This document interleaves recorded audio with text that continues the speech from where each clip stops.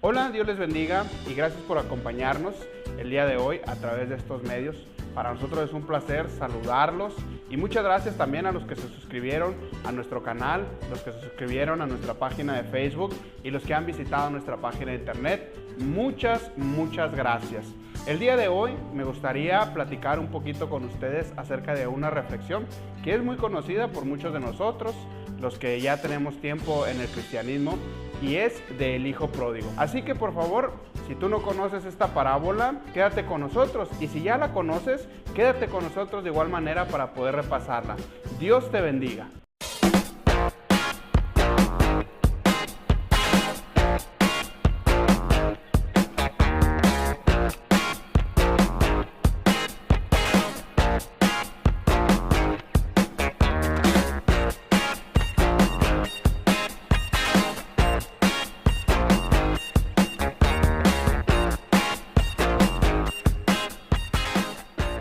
La parábola del hijo pródigo está allí en Lucas capítulo 15, versículos del 11 al 32. No lo vamos a leer, prefiero yo contarte un poquito acerca de la parábola, pero cuando tú tengas tiempo, si tú tienes una Biblia, léela con tiempo para que Dios pueda hablarte también a ti. Así que me gustaría hablarte un poquito acerca del hijo pródigo. Yo creo que esta parábola es muy conocida por nosotros en el mundo cristiano. No creo que haya un cristiano, verdadero cristiano en el mundo que no haya escuchado por lo menos una vez la parábola del hijo pródigo. Yo creo que a través de las enseñanzas, a través de las predicaciones o incluso a través de la lectura bíblica, alguna vez nos hemos encontrado con esta parábola. Así que el día de hoy vamos a hacer una reflexión acerca de esta parábola y como les dije al principio, para los que nunca han leído esta parábola, se las voy a contar. Para los que sí la han leído, solamente es un repaso y de cualquier manera yo te invito a que tú la leas en tu tiempo para que puedas también sacar o sustraer alguna sustancia, alguna enseñanza, alguna reflexión para tu vida también. Antes de comenzar el relato, me gustaría darte algunas definiciones. Por ejemplo, una parábola. Una parábola, la definición, es un relato corto o una historia muy corta en forma sencilla. Y también me gustaría definir un poquito qué es pródigo, ¿verdad? Muchas veces escuchamos el título El hijo pródigo y pensamos, bueno, ¿y qué es pródigo? Así que me gustaría también definir, y entonces pródigo es alguien que gasta sin ningún cuidado sus bienes. Así que ahora me gustaría entrar al relato del capítulo 15, del versículo 11 al versículo 32. Yo voy a tratar de dar un relato sencillo acerca de esta parábola. Primeramente, dice que un hombre tenía dos hijos. El menor le pidió la herencia y aquí viene el primer detalle que yo quiero que pongamos atención. Dice que el menor pidió la herencia, pero el padre les dio la herencia. Quiere decir que a los dos hijos, al menor que la pidió y al mayor, les repartió los bienes. Cuando viene el menor y le pide la herencia, dice que el padre entonces aprovechó para heredar a los dos. Según Deuteronomio 21:17, dice que la parte que le correspondía al menor era la tercera parte de los bienes y siempre al mayor le iba a tocar una doble porción de los bienes. Otra cosa a resaltar que es muy importante es que cuando el hijo menor decidió irse, el padre no le retuvo. Esto nos enseña que nadie es retenido a la fuerza en la casa del padre y esto se llama libre albedrío. Entonces el hijo mayor decidió quedarse en la casa del padre y seguir con él. El menor se fue y dice que malgastó todo lo que tenía, todo lo que su padre le había heredado, lo malgastó en placeres y entonces vino un hambre en aquella tierra donde él se encontraba. Y como ya no tenía fortuna, dice que entonces empezó a pedir trabajo entre los ciudadanos de aquella tierra. Entonces, ¿qué fue lo que pasó? Cuando él pidió trabajo, dice que lo pusieron a apacentar cerdos, a cuidar cerdos. Y en una ocasión, mientras él cuidaba a los cerdos, dice que entonces vio la comida de los cerdos y la deseó porque tenía mucha hambre. Y ahí recapacitó y dijo, en la casa de mi padre hay muchos trabajadores que comen bien y yo aquí, siendo hijo, me muero de hambre. Regresaré a mi padre y entonces le diré, Padre, he pecado contra ti, contra el cielo, y entonces quiero que me recibas como a uno de tus trabajadores. Mas sin embargo, cuando el relato sigue, dice que él regresa a la casa del padre y el padre, viéndole de lejos, dice que le recibió con amor, corrió hacia él, le abrazó y le besó y lo recibió. Y aquí es donde yo quiero que pongamos mucha atención.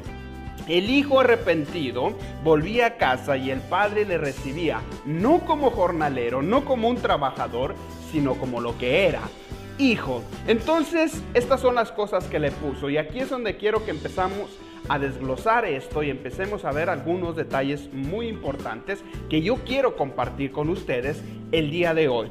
Vestido nuevo, anillo, calzado nuevo, y dice que mataron un becerro e hicieron fiesta porque el hijo que se había perdido había sido encontrado. El hijo que estaba como muerto había por fin resucitado. Entonces, el hijo menor pudiera representar al pecador que se arrepiente y viene a Cristo Jesús, pero también pudiera representar al que estuvo en la casa del Padre, al que ya estuvo en Cristo, se fue, malgastó todo lo que tenía y luego regresó para ser restaurado. La mayoría de las predicaciones o incluso las enseñanzas que yo he escuchado acerca del hijo pródigo terminan aquí, contándonos acerca de lo que el hijo pródigo hizo, el que se fue de la casa y regresó. Pero la parábola de Jesús no termina ahí, sino que hay una segunda parte donde relata la historia del segundo hijo. Ahora hablemos del hijo mayor, que ahí es donde yo quería llegar desde un principio, donde casi nunca se nos habla acerca del hijo mayor, solamente del hijo menor. Pero el hijo mayor también tiene algunas cosas muy interesantes en esta parábola. Primero, ¿dónde estaba el hijo mayor? Dice que el hijo mayor estaba en el campo. ¿Y qué es el campo según la Biblia? En Mateo 13:38 dice, el campo es el mundo, la buena semilla son los hijos del reino y las cizañas son los hijos del malo. Entonces, la representación del campo en la Biblia muchas veces es el mundo. Quiere decir que el hijo mayor estaba en el campo, es decir, estaba en el mundo. Hay cristianos que no se han ido de la iglesia, mas sin embargo viven como si estuvieran en el mundo. Segunda cosa, dice que oyó la música de lejos y vio danzas y en vez de reconocerlas preguntó, ¿qué es eso? Y entonces ahí es donde entra la pregunta, ¿que nunca había escuchado la música en la casa del Padre? ¿Que nunca había visto las danzas en la casa del Padre? Y es importante poder nosotros entender esto, porque si no reconocía la música de la iglesia, si no reconocía la música espiritual, es decir, cuando había danzas en la iglesia, cuando había alabanza en la iglesia, él no sabía qué era lo que estaba pasando. Recordemos, este es el hijo mayor, el que nunca se había ido de la casa del Padre. No reconocen la diferencia entre la música secular y la música del Padre. Y entonces vemos que el hijo mayor no reconocía las cosas entre lo espiritual y lo carnal. Tercera cosa, era muy berrinchudo. Dice que se quedó afuera de la casa y ya no quiso entrar. ¿A cuántos de nosotros, verdad, pensamos y se nos viene a la mente, o tal vez nosotros mismos, hemos sido berrinchudos con Dios? Y algunas veces somos caprichosos. Y entonces Dios nos llama y nosotros no queremos porque estamos enojados por alguna razón. Así el hijo mayor.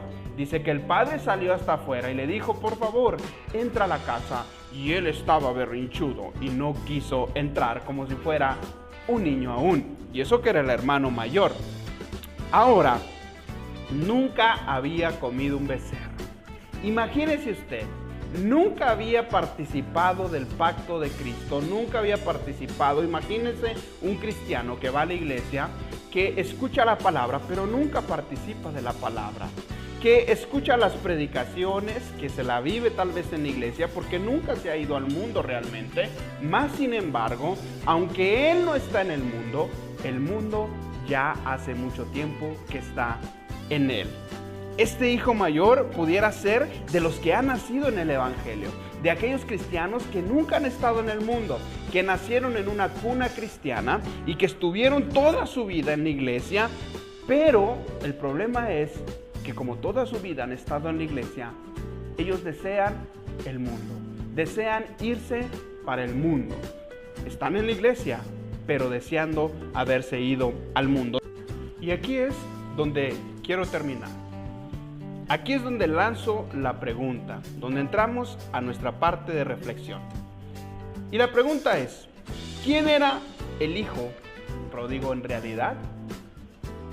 ¿Quién era más pródigo?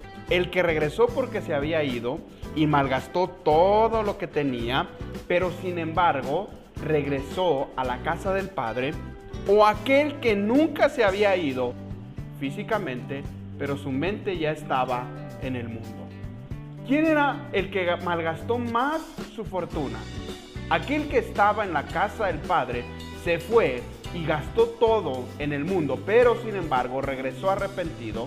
¿O aquel que toda su vida estuvo en la iglesia, pero nunca su corazón, su espíritu, su alma, su mente estuvo realmente en Dios? Y esa es la reflexión del día de hoy. ¿Quién de los dos era más pródigo? ¿Quién era el que realmente había fracasado, había malgastado? Uno se había llevado su fortuna y la malgastó. El otro ya había sido heredado, tenía doble porción, estaba en la casa del Padre y sin embargo no había disfrutado absolutamente nada. Muchos cristianos hoy en día estamos lamentablemente viviendo de esa manera. Aunque estamos en la iglesia, no disfrutamos de las bendiciones que Dios nos quiere dar, porque estamos deseando otras cosas. Tenemos doble porción, tenemos a su Espíritu Santo quien nos ayuda, tenemos la sangre de Cristo que nos cubre de todo pecado. Y sin embargo, aún con todas las herramientas, aún con todo lo que tenemos, deseamos estar en el mundo. ¿Quién es más pródigo? Y yo quiero dejarlos con esta frase que a mí me gusta mucho. El peor pecado que yo pienso puede existir es pensar que uno está bien cuando uno está mal. Así que muchas gracias por haber visto este video y espero y te haya gustado. Por favor, si aún no te suscribes a nuestra página de Facebook, a nuestra página de YouTube y no has visitado nuestra página de internet, te invitamos a que lo hagas cuando tú gustes hacerlo. Y muchas gracias por ver este video y quedarte con nosotros durante todo el video. Espera la próxima enseñanza, la próxima reflexión, la próxima semana. Que Dios te bendiga. Muchas gracias.